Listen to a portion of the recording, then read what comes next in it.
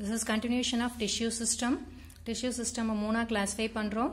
Dermal or epidermal tissue system, ground tissue system, vascular tissue system. So first we will see dermal or epidermal tissue system அப்படினா என்ன?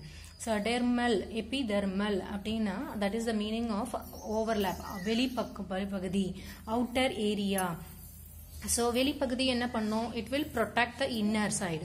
So வெளிப்பகுதியில இருக்கிறது அதாவது எபிடெர்மல்ன்றது வெளிப்பகுதியை சொல்லக்கூடியது. இதனோட function மெயினா என்ன சொல்லுவோம் அப்படின்னா உள்ள இருக்க பொருள்களை உள்ள இருக்க ஆர்கனலை ப்ரொடெக்ட் பண்ணிக்கிறது தான் இதனோட மெயின் ஃபங்க்ஷன் அப்படின்னு சொல்லுவோம். So this is consist of இதுல என்னென்ன இருக்கு அப்படின்னா எபிடெர்மிஸ் இருக்கு, எபிடெர்மிஸ் இருக்கு and ஸ்டோமேட்டா அப்படின்னு சொல்லக்கூடிய போர்ஸ், எபிடெர்மிஸ் இருக்கு, ஸ்டோமேட்டா அப்படின்னு சொல்லக்கூடியது இருக்கு அண்ட் எபிடெர்மல் அவுட் க்ரோத் அப்படின்ற பார்ட்ஸ் இருக்கு. So epidermal outgrowth. So stomata அப்படின்றது தான் இதில் ரொம்ப முக்கியமானது. And epidermis it will protect, அதாவது வெளிப்பகுதியில் இருக்க வேற எதுவுமே உள்ள வராம அளவுக்கு ப்ரொடெக்ஷன் கொடுக்கறது எபிடெர்மிஸோட வேலை.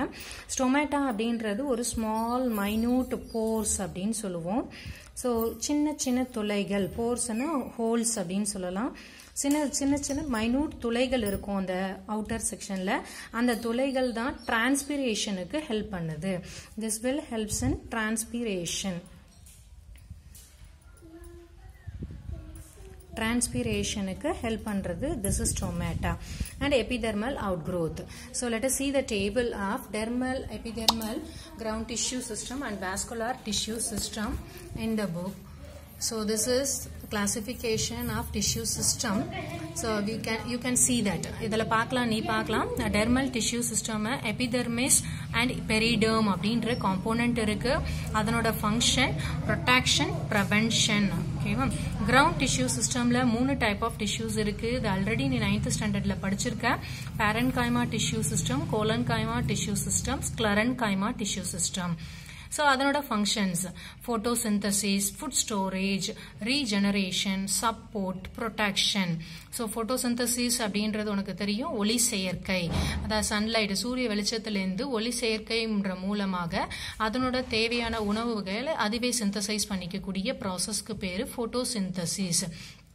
ஃபுட் ஸ்டோரேஜ், தனக்கு தேவையான உணவு வகைகளை ஸ்டோர் பண்ணிக்கிறது. ரீஜெனரேஷன், திரும்பவும் அதால அதுக்கு தேவையானதை உற்பத்தி செய்யக்கூடிய தன்மை, regeneration. Supporting, support you know and protection, பாதுகாப்பு. Vascular system, tissue system. அதாவது வாஸ்குலார் டிஷ்யூ சிஸ்டம்ல 2 டைப் ஆஃப் டிஷ்யூ சிஸ்டம் இருக்கு. இதையும் நம்ம ஆல்ரெடி நம்ம 9th ஸ்டாண்டர்ட்ல படிச்சிருக்கோம். So these are 2 type of tissue systems, xylem tissue and phloem tissuesனு 2 டைப் ஆஃப் டிஷ்யூ சிஸ்டம் இருக்கு. And note this is important.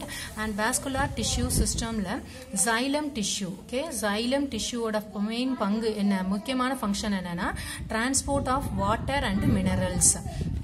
phloem tissue ஓட main function transport of food. So xylem tissues என்ன பண்ணும், வாட்டரையும் மினரல்ஸையும் பிளான்ட்ஸ்ல இருக்க அத்தனை பார்ட்டுக்கும் carry பண்ணிட்டு transport பண்ணி எடுத்துட்டு போய் கொடுக்கும்.